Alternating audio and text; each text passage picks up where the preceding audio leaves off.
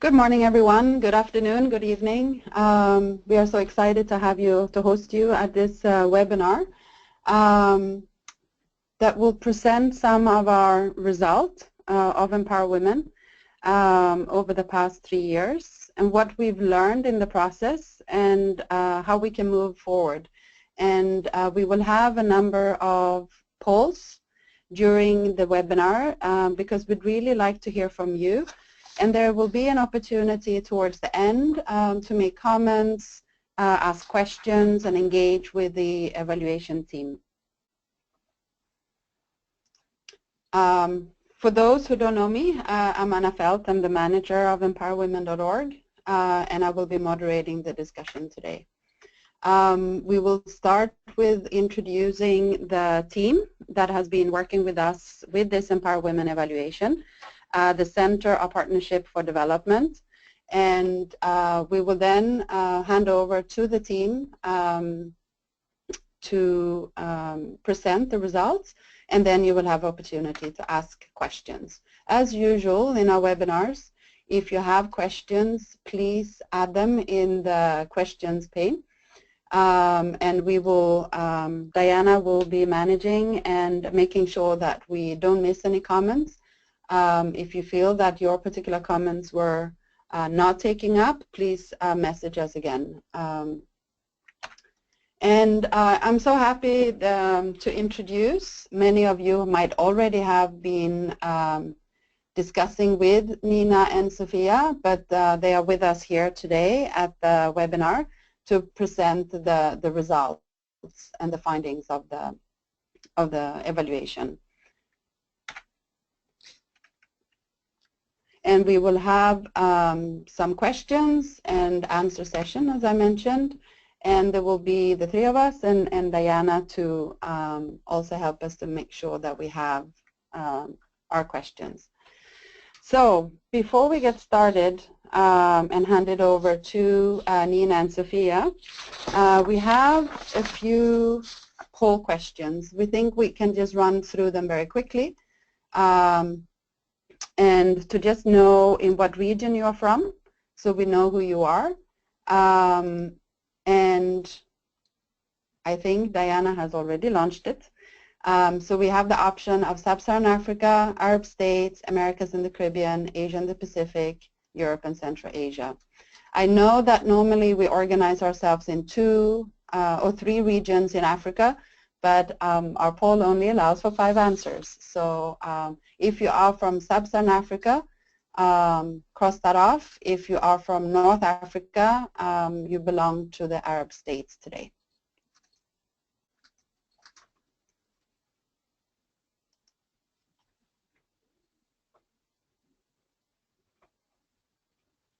We have 84% response. We'll wait for a few more seconds. Yeah, I think we're fine. We can show the results. It's quite a diverse group. Most of you are from Americas and the Caribbean. Are we showing the results? Yes. Europe and Central Asia, followed by Asia Pacific and Sub-Saharan Africa. And a few people from Arab states. Welcome, everyone. The second question is that we'd like to know a little bit about your relationship with Empower Women. Are you a champion? Are you one of our partners? Are you a UN Women staff? Or are you any other type of user of Empower Women?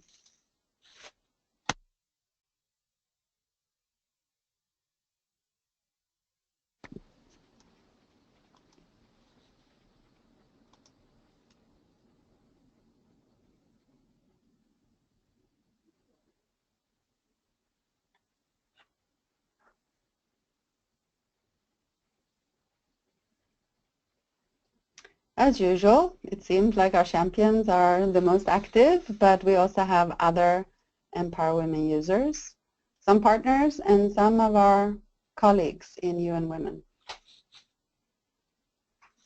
Great. The last question before we get started is we'd like to know, did you participate in the evaluation?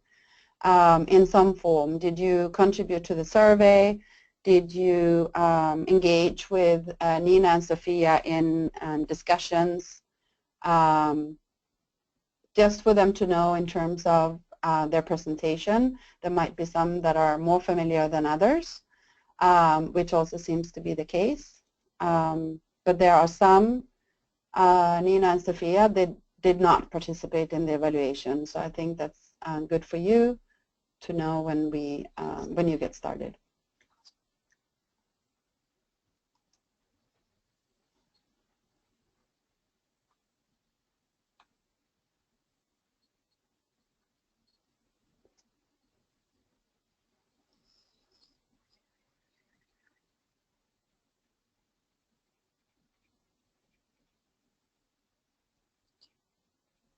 Okay, I think we can close, Diana. 78% participated and 22 did not.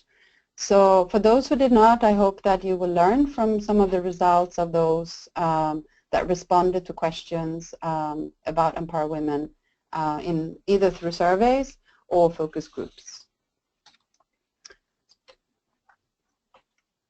So we started to work with the Center of Partnership for Development in fall and already in the summer, where we started to discuss what kind of questions to be asked our community and our stakeholders and partners, but also to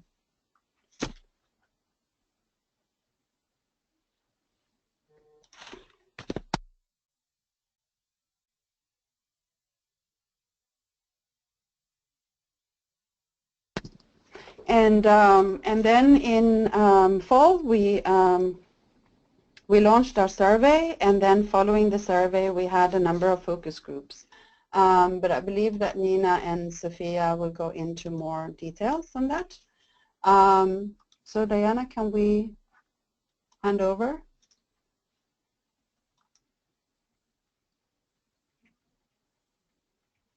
Yes? Nina?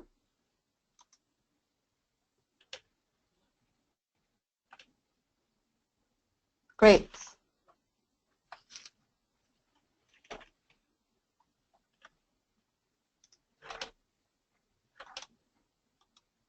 We cannot yet hear you. Hello, everyone. This is Nina. Can you hear me? Yes, very well. Hi, Nina. Great. Hello, everyone. I was in silence mode, but hopefully now it works well. So yes, thank you for this introduction, Anna, and welcome everyone to this webinar on the presentation of some of the main results of the evaluation of the Empower Women initiative.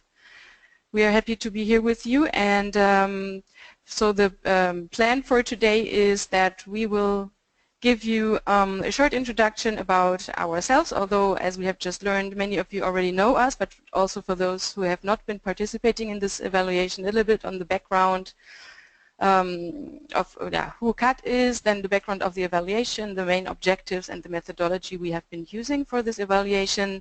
Then we would go through some of the main findings. We will unfortunately not be able to present you like the whole range of all the findings from the evaluation report, but we picked the ones that we thought would be most interesting and relevant for you and for us to discuss with you. The main conclusions and lessons learned, and our major recommendations to the Empower Women team for moving forward. And after that we will have, as Anna already announced, time for asking questions, and we have some additional polls for you because we would also like to know your opinions and viewpoints on some of the results and recommendations that we present today. So CAT, just briefly, is a consulting firm and the Center of Partnerships for Development. We are based with our headquarters in Barcelona, Spain, but we also have offices in Berlin and in Washington, D.C., and we focus on international development cooperation in the field of broadly sustainable development in terms of economic development, but also environmental questions, and we collaborate mostly with the bigger international players such as the UN agencies, but also World Bank and other development banks, and help them to implement their projects and improve their performance basically. We have different areas of expertise. One main area is the promotion of strategic partnerships for development. That is our main focus, which is also a cross-cutting issue in all our projects, because we believe that not one sector alone, not government or private sector or NGO sector can really tackle the development challenges that we face today. So our approach is always to try to bring everybody together on one table and to ask, to work together on development challenges. And we do that, as I said, as a cross-cutting theme also in the other thematic areas that we work on, which are mostly sustainable private sector development in terms of strengthening SMEs and entrepreneurship and inclusive business on the one hand. The other focus area that we have is green economy and climate change. And we also have project and program evaluations among our focus areas. So this expertise, together with our experience working with online platforms, has fortunately convinced UN Women to contract us for this evaluation, and we were very happy to work with UN Women together on this project. We had a team of 5 consultants. Myself, Nina Retzlaff, I was the project coordinator and also an evaluation expert for this assignment. I worked together with Sofia Guillot, who will be part of the presentation today. She is a senior evaluation expert with very extensive experience working with UN agencies, and our colleague Magdalena Geisler as a digital engagement expert. And then we had also a strategic advisory team composed of 2 senior experts, Dr. Fernando Casado, who is also the director of CAD, has very extensive experience working with economic empowerment topics, and we had a senior gender expert, Silvia Donoso, in our team, who advised us on all questions related to this evaluation regarding gender issues. So on the evaluation background, this was a very interesting assignment for us because Empower Women is a very unique project. Those of you who maybe know a little bit the UN context or what UN Women does usually in terms of programs or projects, this is not the usual project that a UN agency would usually conduct. Creating an online platform for digital engagement and community building around women's economic empowerment.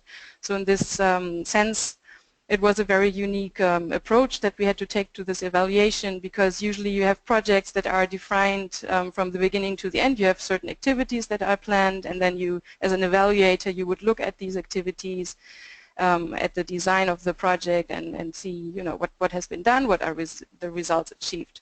With Empower Women, it was a little bit different because it contains so many different aspects. You have the online platform, but we also have the social media accounts such as Facebook or Twitter, and then we have a range of other activities that are ongoing in parallel, offline engagement activities, and so on. So we had to look at a range of different aspects, and that was a very interesting assignment for us.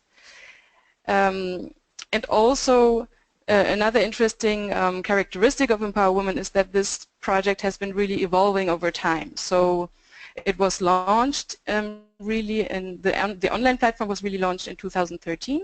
Previous to that, there was a period of project design and stakeholder engagement, needs assessment, to ask really the people that would be potential future users of the platform, what are they interested in, what would help them, how they could best learn about women's economic empowerment, and how the platform could be most useful for them. And so when the platform was launched in 2013, it was thought to be a knowledge gateway. That was the initial name of the project, the Knowledge Gateway for Women's Economic Empowerment.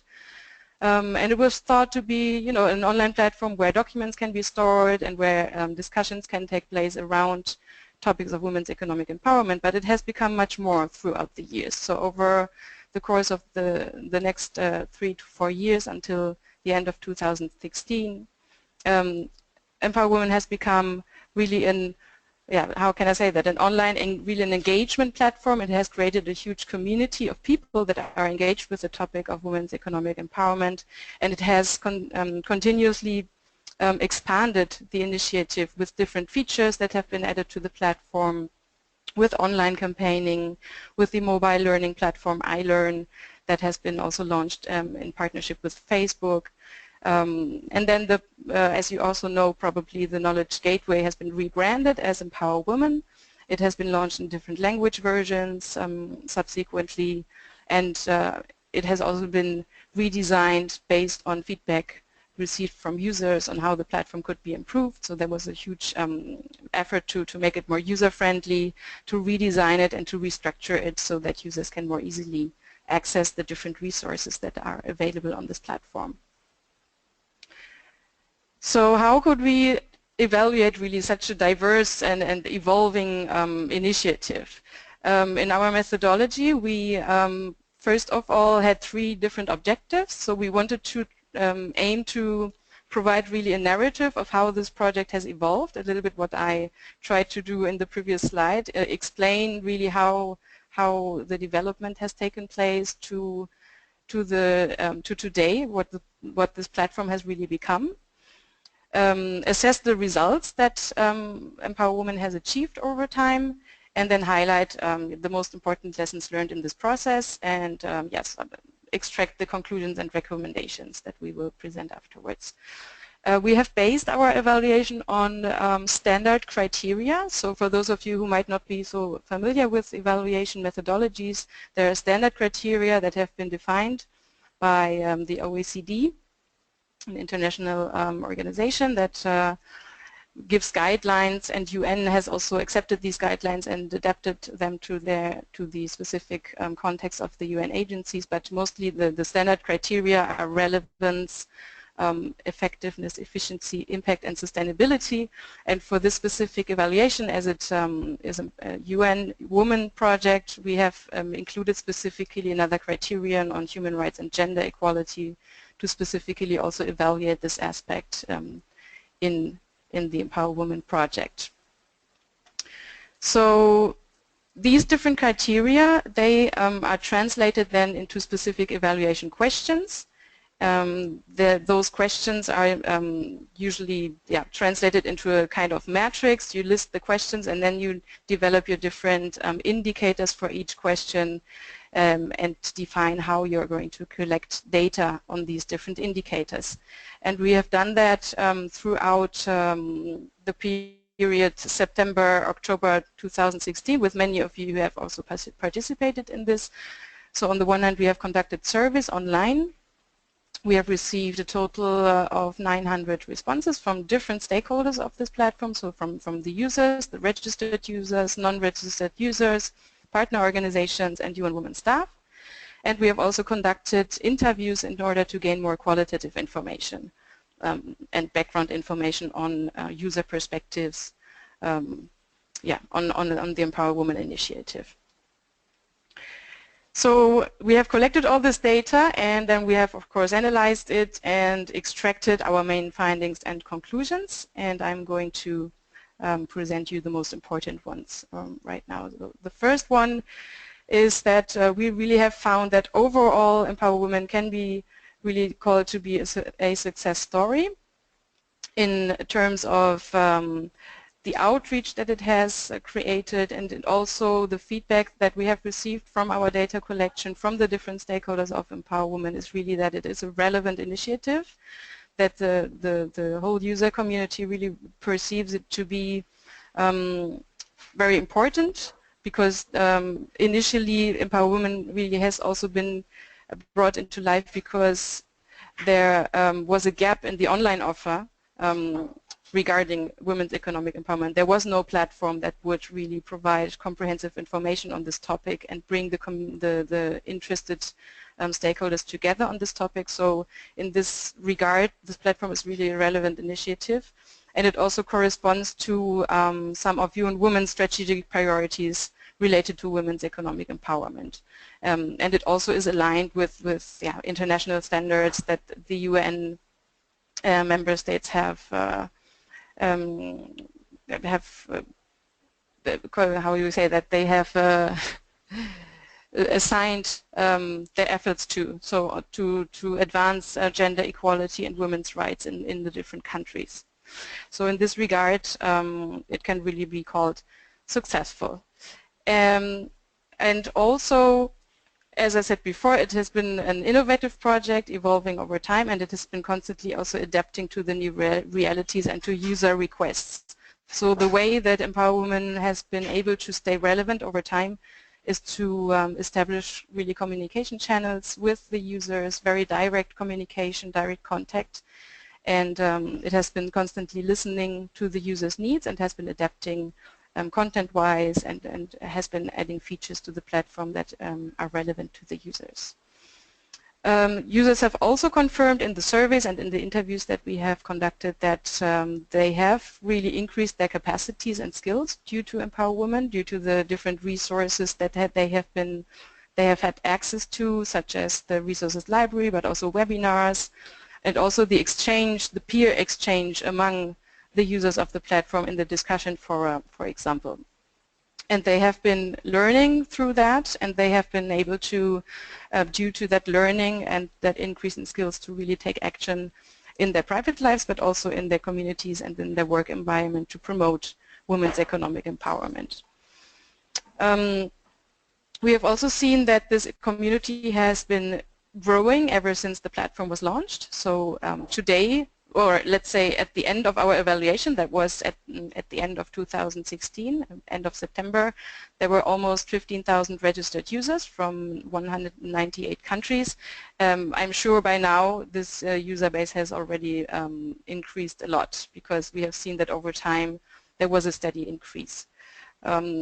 35% of the worldwide users have been returning to the platform, which is also a sign that this is a relevant platform that users return to because they see there's relevant information that they can use in their day-to-day engagement for women's economic empowerment. And one of the success factors that we have also seen is that Empower Women has used a combination of this online engagement through the platform, through social media, with the combination of offline activities. And first of all, we also have to mention the Champions Initiative. Many of you who are participating today are champion or have been champions for Empower Women, and we have really seen that this initiative has been one of the main success factors of this project, as well as other partnerships that have been established with other international organizations, but also private sector, for example, Facebook or other organizations that have cooperated with Empower Women. Yeah, as I said, as I just said, partnerships are important for this initiative to create outreach. So the constant collaboration with a lot of different organizations have really contributed to also maintain this project relevant and to reach out to the different audiences of Empower Women and to implement the activities in an efficient and effective way. This relates to technology development. So, for example, PricewaterhouseCoopers has cooperated with the initiative, as I said before, Facebook as well, and they have significantly supported this project to be more successful through the enhancement of the platform, but also to regarding other activities that have been implemented online and offline. Yeah, regarding the outreach, again, we have seen that the community has been growing over time. So on a global scale, it has been really successful in creating outreach. However, we have seen also some limiting factors in this regard. One of the main findings is that there is a clear trend that users mostly come from English-speaking countries, and then they also come from urban areas and have higher education levels. So this means that there is a certain access or user barrier, let's say it like this, that mostly higher educated English-speaking people access the platform and use the platform. So in this regard, there's an opportunity to maybe in the future improve the outreach to other audiences that are currently not so much represented on the platform. Also regarding user profiles, what also has been interesting is that most users are either entrepreneurs or freelancers or employees from NGOs and private sector organizations. To a lesser extent, we also have a lot of students on the platform. So this means this group of users are the so-called intermediary users, let's say it like this, who can then implement activities themselves on women's economic empowerment, work with maybe more vulnerable women in their communities to advance gender equality and women's empowerment in their respective contexts. Where there's still a little bit of opportunity for improvement is to reach better out to policymakers. So we do have a share of users that are from government or multilateral organizations that have a direct say or a direct influence on policymaking, but this user group is smaller than the first one. And then the other group that is less represented or where we did not find really an evidence of representation would be the really vulnerable women themselves, in the sense where we would define vulnerable women in the sense that they are less educated women that are in a disadvantaged social or economic situation.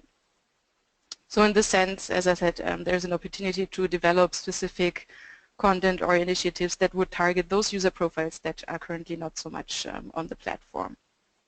And first of all, this would also mean to increase the efforts to diminish language barriers. The next main conclusion is that, as we have seen from the data collection results, the impact that Empower Women can create or has created among its user base is really positive. So we have the confirmation that a majority of the survey respondents and also the interviewees that we have been speaking with, they have increased their knowledge and their capacities. They have used the opportunity to create networks on the platform, but also in the social media channels, and they really have benefited from Empower Women in terms of their increased skills and capacities. And this has translated into an increased advocacy for women's economic empowerment offline. So this is one of the most important results that we have seen with the platform. The online engagement has really translated into offline activities and has created impact at the local level. Although this is a global online platform, we can break the results down to the local level, really. And one, as I said before, one very important initiative that has contributed to this is the Champions initiative. So there were many activities implemented by the project, but the Champions Initiative is really highlighted as one of the most important, innovative ones to really create impact in the sense that the champions, they are really like the voice of Empower Women in their communities, and they have implemented an impressive range of different activities, online and offline, very diverse, which can range from online campaigns to really implementing workshops in slums, doing capacity building with disadvantaged women on women's economic empowerment issues. And yeah, this is very impressive from our point of view, and it has really made the difference for Empower Women as a project. Finally, I think yeah, one of our other conclusions here regarding what I just said is that on the one hand we have found through our data collection that there have been a lot of impressive results, and we think that Empower Women in the future will really have the opportunity to highlight these results better through integrating more monitoring activities, because what we have seen is that a lot of stories are collected and published on the website, but it's mostly qualitative information and individual stories of individual people that have implemented projects or activities. But there's a certain lack of systematically collecting data to better really be able to say, you know, to really showcase and communicate robust data on the results and the impact that the initiative has created. So in this sense, yeah, this is one of the conclusions that this could be improved in the future. So with this, I would give the presentation over to my colleague Sophia, who will then go a little bit deeper into some of the lessons learned and the recommendations from the project. Okay. Hello, everyone. Thanks, Nina. I will introduce the lessons learned. We have extracted 6 major lessons learned. The first lesson learned that we have defined is that design thinking and human-centered approach facilitates bottom-up innovation and ensures the project relevance. So we have seen that this methodology of design thinking that has been implemented by Empower Women has improved the platform according to user needs and has demonstrated constant communication with the stakeholders and the provision of formal and informal feedback with the Empower Women team. We have also seen that the willingness to take risk facilitates also innovation. So flexible mechanisms have allowed for testing new approaches in order to adapt to emerging needs. So we think that Empower Women has demonstrated the capacity to take risk by incorporating new activities that were not planned at the beginning, like social media or offline activities, as Nina was explaining. We also see that the combination of complementary online and offline activities through partnership approach have created effective results, as Nina was explaining in the conclusions. And open and democratic online spaces like Empower Women also facilitates participation and ensure that every voice is heard. So Empower Women is an open and non-discriminatory space where different stakeholders, no matter the nationality, gender, or the social economic position, that can freely join and participate on the platform. So we see this as a lesson learned. We also see that leveraging technology and innovation through partnerships with private sector provides an important contribution towards achieving the SDGs. So these partnerships such as with Facebook Free Basic or with PricewaterhouseCoopers have help to reach wider audiences, including in some cases vulnerable populations. And lastly, we think that weak monitoring hinders the provision of evidence-based data, which also limits the capacity to take informed decisions and to demonstrate and communicate results. As Nina was explaining, the platform has a lot of qualitative information available, but Empower Women maybe has missed the opportunity to take a more robust approach and data collection through quantitative data. So I will introduce also 5 recommendations. Some of them would have the polls that you can respond, so I will indicate which ones you can also participate on. So the first recommendation would be to develop a partnership strategy for women's economic empowerment and identify those organizations that have the potential to contribute to economic empowerment.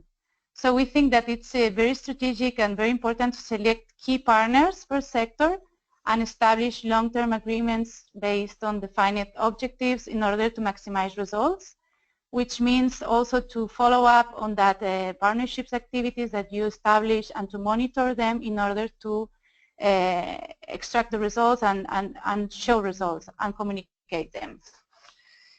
We also think that we recommend also to leverage the Champions Initiative in order to continue reaching wider audiences, including vulnerable population. So we have seen that many champions have expressed their will to continue their activities beyond the championship period.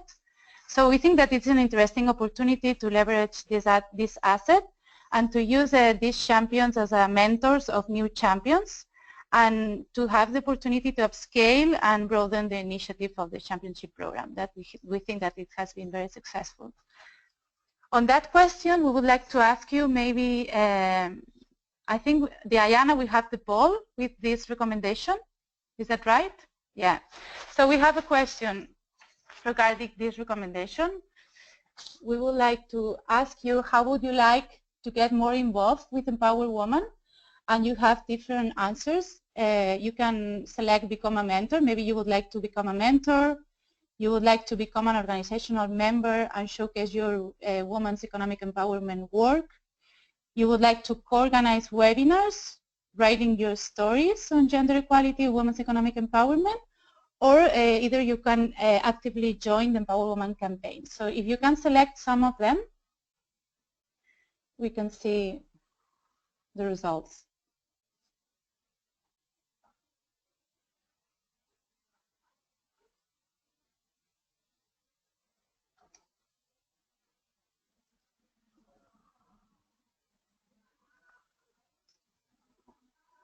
Okay.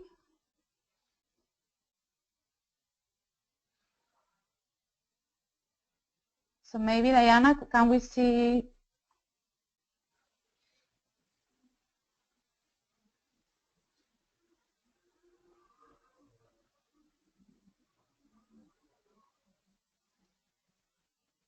I'm not sure if people is answering.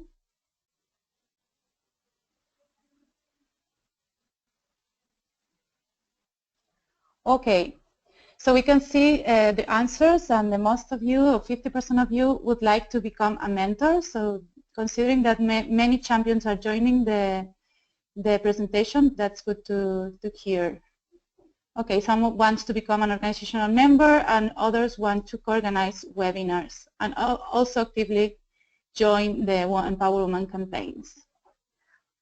Okay, we can continue the presentation with the third recommendation. So the third recommendation, it's related to the improvement of the online platform to enhance clarity on Empower Women objectives and target audiences, and increase user friendliness and better meet user needs. We are aware that Empower Women has been relaunched with a new design recently, so we are not recommended to undertake major changes, but smaller improvements that we think would be helpful to identify more these target groups, increase the platform's relevance and clarity, as well as to improve interactivity. So on that recommendation, we would like to ask you also your opinion. So we have a question that what would you make Empower Women more user-friendly? So you have different options. The first option is a main how-to brochure explaining the main services provided. The second option would be explanatory mini videos throughout the platform. The third, a suggestion space on the platform to collect comments. And the fourth, none of the above. The platform, if you think that the platform is already easy to use for. So if you can answer that, we can see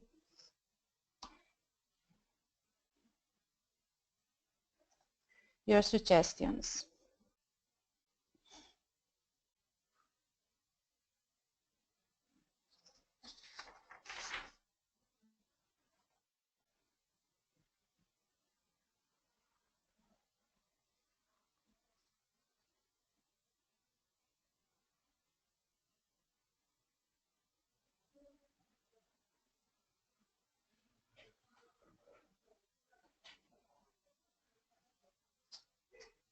Okay. Maybe we are able to see the results. Okay, so the majority of you would like a main how-to brochure explaining the main services provided. Some of you also think that explanatory mini videos would be useful too. Suggesting a space on the platform to collect comments would be great. And okay, 13% of you think that the platform is already easy to use for. Okay, thanks for your suggestions. I will continue now with the fourth recommendation, which is to integrate monitoring and evaluation framework. We recommend to integrate this framework in order to, with a results-based management approach into activities to be able to regularly collect and analyze standardized data for informed decision making. So this has been highlighted by Nina in the conclusions, but we would like also to recommend this monitoring and evaluation framework, since it will allow Empower Women to better manage the platform and the community, to extract important information for engaging partners, and to be able to attract new partners, since you are also able to communicate better results. The fifth recommendation is, we think that it's important to also assign a specific section on the platform exclusively to private sector in order to engage them in a more proactive way and maintain the relevance of the women's empowerment principles, the WEBs, that they are known as WEBs. So we think that certain groups like the private sector, require more focused messages and private spaces in order to join the platform. So maybe your specific webinars can be organized, or maybe the team can develop a clear value proposition and a communication strategy that is addressed only to this target group. So thanks very much. We have finished the recommendation. So maybe Nina, if you can continue. Yes, thank you very much, Sophia. Yeah, so that was like a very brief overview on the main aspects that we wanted to highlight today as results of this evaluation. First of all, we would like to give the voice to you as the participants of this webinar and see if there are any questions. Diana, can you let us know maybe if you have collected any question through the chat, or would anyone like to speak up and ask specific questions regarding this evaluation or give any comments on any of the aspects that we have mentioned?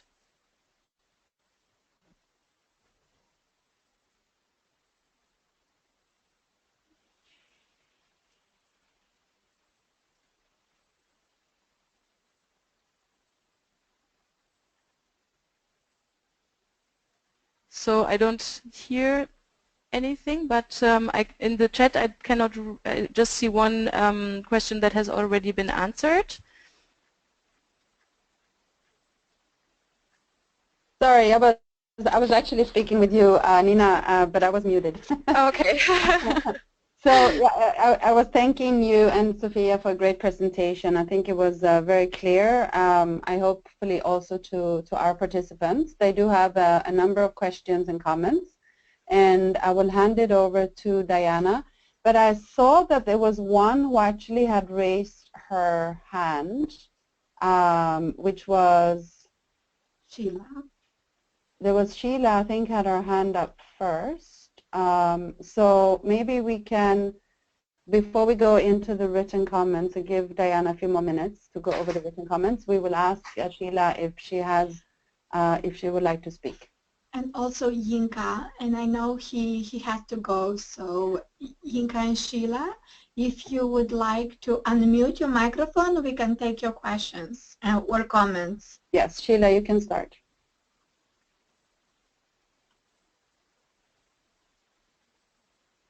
We have unmuted you, Sheila.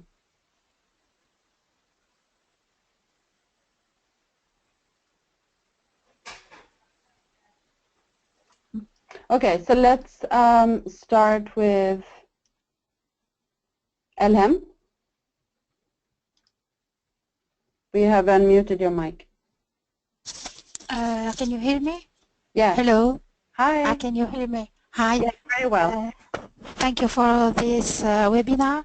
My question is not about the evaluation, but in the last webinar, it mentioned that 3 groups will be the participant have to choose about 3 groups. So I didn't know what is the next step to make a conclusion of the last webinar operational. I think you may be referring to the 3 groups that we have established on the business community, the virtual skills school and learning, and the communication and advocacy. And yes. you should already have been allocated a group, and together with your group and the UN Women colleague who is leading the group, you should have received instructions already. But we can follow up with you afterwards so that we can take the time with Nina and Sophia to discuss the evaluation. We'll get back to you. Thank you. Thank you. So let's see if Sheila is available. And Inka also. Oh, Inka. Where is Inka? Oh, Dalal. Inka, did you have any comment or question?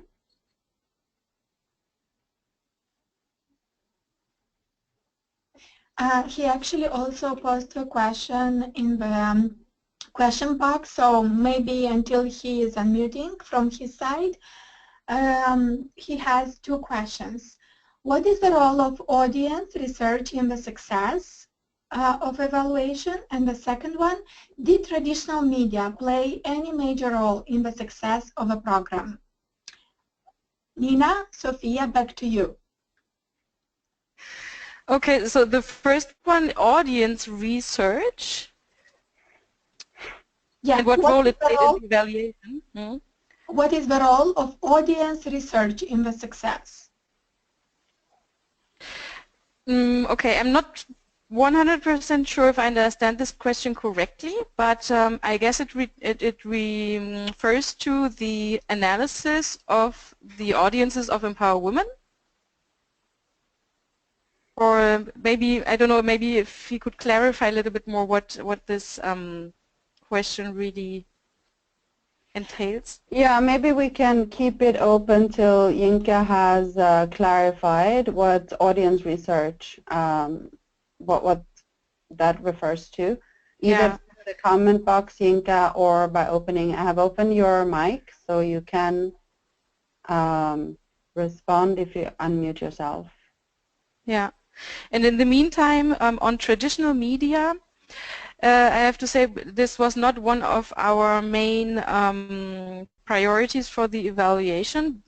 It's also mainly due to the fact that it would be very difficult to analyze traditional media in a global project. So if we wanted to see how traditional media have maybe reflected the Empower Women initiative or reported about it in different countries, that would have been a major effort. So we could not really analyze that. But we do believe that traditional media can play also an important role. So when we talk about partnerships in the future, we think it could also be worthwhile for Empower Women to consider, for example, working with local radio stations, for example, or even TV channels to bring contents of Empower Women maybe to populations that have not that much access to internet or would not be among the usual Empower Women users. So you could create this kind of collaboration with traditional media to create greater outreach in regions that have challenges with internet, for example, and to make the initiative more widely known. Thank you so much. I think there are a few comments around partnerships, and that a number of our participants would like to become an organizational member. And I think what we have done over the course of the project is to allow storytelling from individual users, but we realized that there's a number of great initiatives by organizations. So that what we originally called the Business Hub has evolved to also allow other kinds of organizations than business to talk about what they do, their good practices. So for Sabine, for Karen, for everyone who has made comments on this, I encourage you to contact us on empower.women@unwomen.org. To discuss how we can feature the work of your organization on women's economic empowerment. There is also a number who would like to conduct webinars. And while we didn't go into the specific in the presentation, we've had a number of webinars that we co-created together with our users and champions. We've had one specific for the Spanish community led by one of our champions. So I don't know, Diana, do you want to talk a little bit about how we have collaborated and what is the opportunity to collaborate around the webinars? Yes, the specific webinar that Anna referred, it was a webinar basically Empower Women for Spanish-speaking audience, and it was organized in partnership with our champion, Rosario Garavito. So as a champion, she said, you know, I would love to discuss more about the issues of women economic empowerment, about the agenda, about SDG. I do feel that champions and peers my age and alike and you know, in my community are not only very disinformed, and the communication in general around me is not so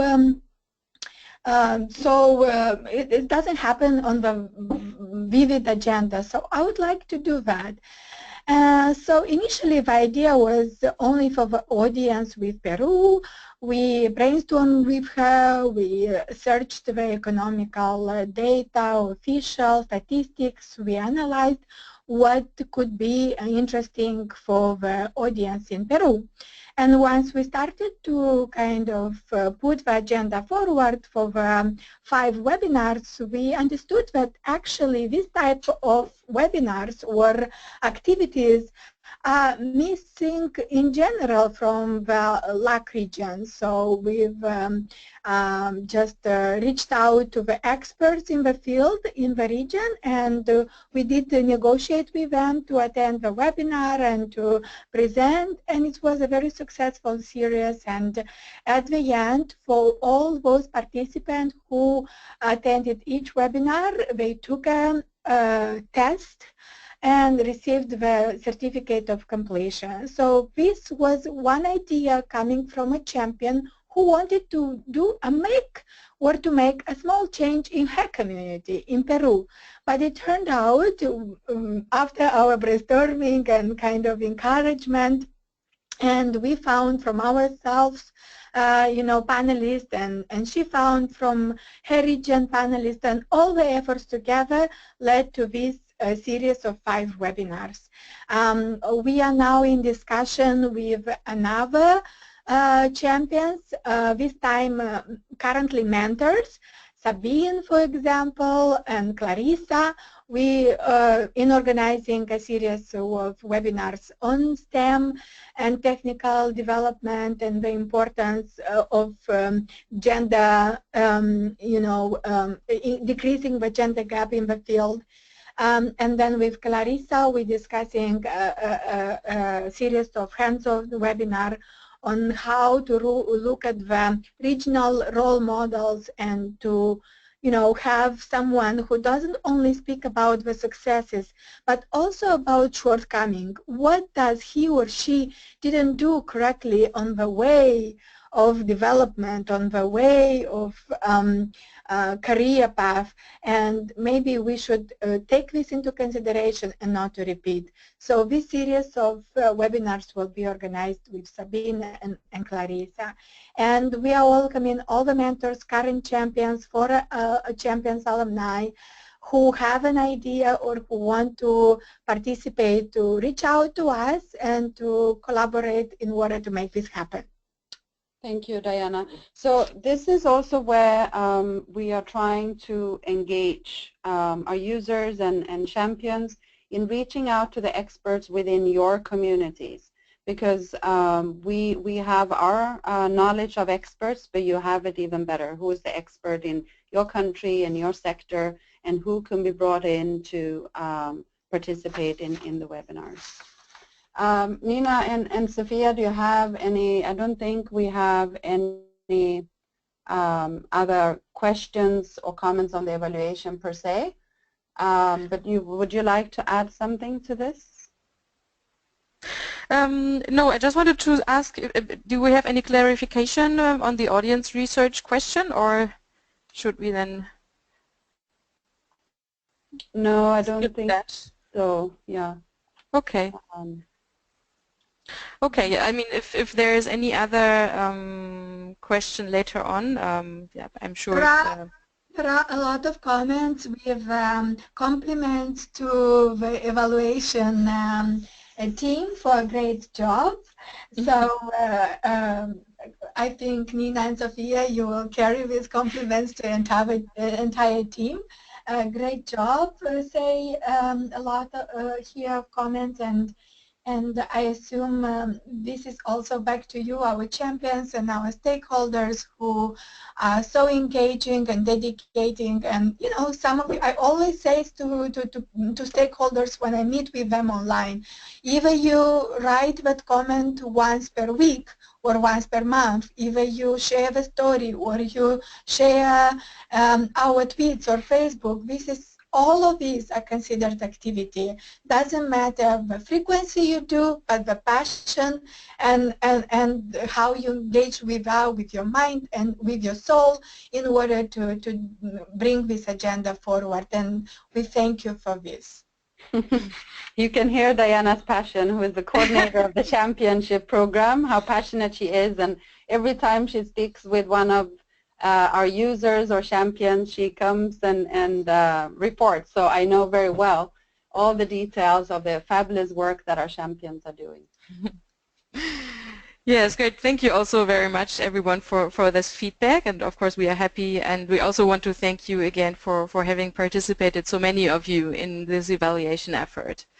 So I think if there are no other questions regarding this evaluation, we would like to ask a few additional poll questions still, maybe to finalize this session. So regarding some of our recommendations, we would also like to hear from you.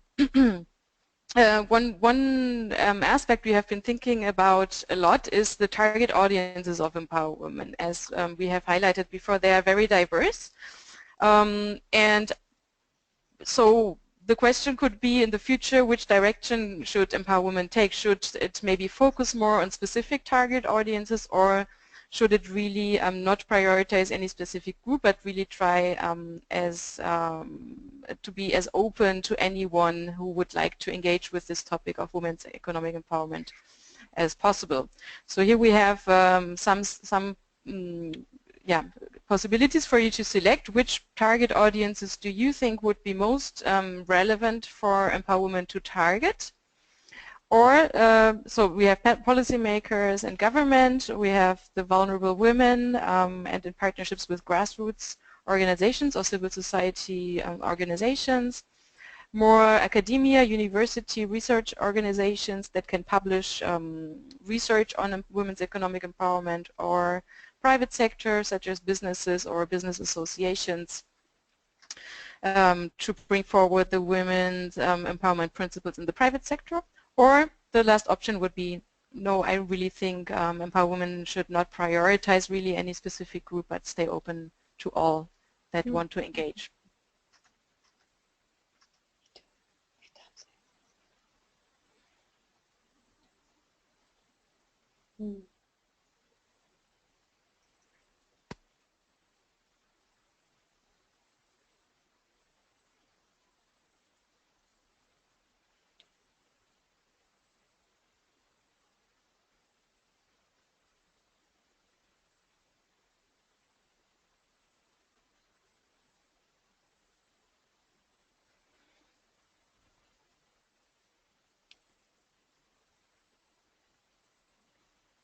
So we have quite clear results. So the majority of you think Empower Women should make more efforts to reach out to policymakers and parliamentarians or government representatives to try to more directly advocate or influence on policy making and programming and regulations. So yeah, that is an interesting result. The next most voted answer option would be the last one, that Empower Women should really not prioritize any group. So you have a lot of different options here for moving forward in the future. But yeah, still 14% vulnerable women and grassroots organizations, and the same number of things. Private sector is also important, and the least voted for is academia. Yeah, that's an interesting result. I don't know if Anna or Diana, if you want to comment anything on this.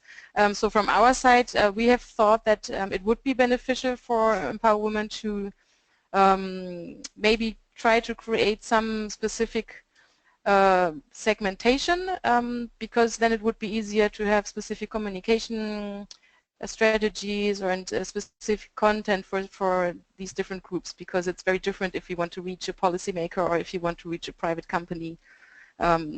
So this approach of reaching out to really everyone from a communication perspective and for providing specific content from our point of view was a little bit challenging in the past. But I don't know what your viewpoint on this is. Do you want to comment? Yeah, no, it's very interesting that it's a rather high percentage that we shouldn't prioritize. We do believe that it would be important to engage policymakers and parliamentarians more, and we hope that over the next few years that we will be able to do so, because that's where we can really create a more systematic and systemic change. At the same time, we are kind of already trying to create opportunities for engagement with the different groups. I think that some of the suggestions that we've gotten over the years is to really simplify the language that we use. So I can understand the low interest in academia and research organizations, because the feedback that we've been given over the years is simplify, simplify, simplify. Your language is still too complex and jargony, and we've been working with an editor to really simplify as much as possible. So I understand the low interest in that part, and we are actually, and some of you might be excited, but we are working on bringing over the women's empowerment principles over to Empower Women. So with that, we will start engaging more with the private sector in their sign-on to the women's empowerment principles, but also to feature more of what they do in implementing. So we really want to make sure that implementation takes place and not just signing these principles. So just some thoughts on this, but I know that with our country offices and more collaboration with our country offices, we should be able to reach policymakers more. Okay, thank you very much. Then maybe we can have the next poll question, which is related to the recommendations that we had highlighted in our presentation, and we would like to also know your opinion on those. Which one of our recommendations do you think should have the highest priority for Empower Women? And the options are, on the one hand, work more closely with the partner organizations, so deepen and create more strategic partnerships, better leverage and continue and deepen the Champions for Change initiative, engage also users, so that would also mean champions to better measure results. That is related to the monitoring framework that we have talked about, to produce more robust data, establish a mentorship program, or provide more learning resources online.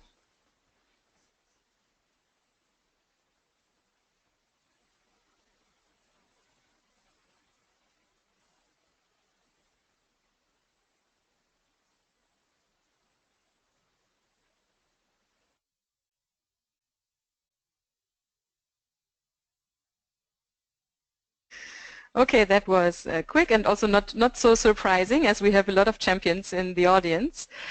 Most would like to see further continuation and deepening of the Champions initiative, and also the establishment of a mentorship program, which of course is also related to the Champions initiative. So there you go. I think, Anna, that you have already taken the steps to do that, especially to establish the mentorship program. Maybe you can say a few words about that as well.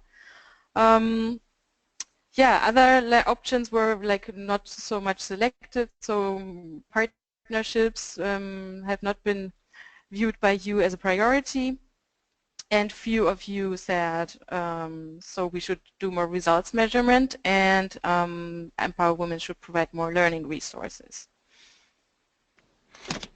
Thank you, Nina. We are looking at your key recommendation to us is to engage our champions in measuring results.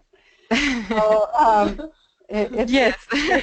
Because I know that they only have one option Exactly. in all, so maybe they chose to actually create change over measuring the results. So if they had more than one option, they probably would have aligned also with your recommendation. Nina? I hope so. The mentorship program, yes.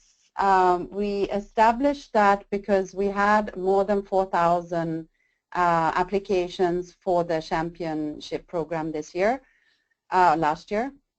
And we realized that there were so many enthusiastic people that the only way that we will be able to continue with such high number was to create a mentorship program. And so it was on kind of a need for us to be able to engage a higher number of champions. But also after some of the champions had concluded their term, they asked us, what else can I do? I would like to continue to be involved, and I would like to continue to engage with other champions. So it was both on the kind of demand and supply side of the equation that we created this. So we're very happy to see that this is also an interest from the group. Okay, thank you. And lastly, so there's only one more question to you. It was also in the discussion, or the question about the future direction of empowerment.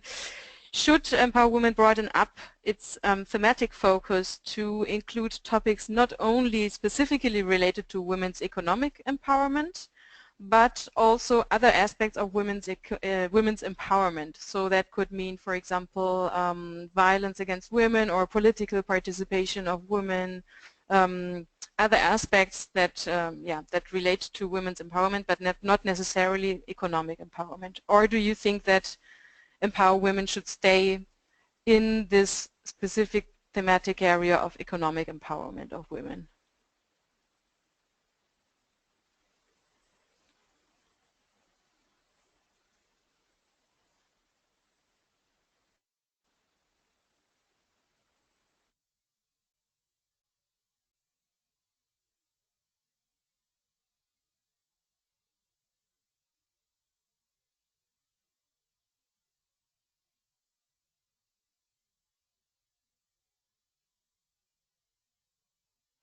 Okay, so regarding this question, feelings are mixed in the audience. So the majority says yes, empowerment should broaden up its focus. However, also still 44% say no, it should stay with economic empowerment issues.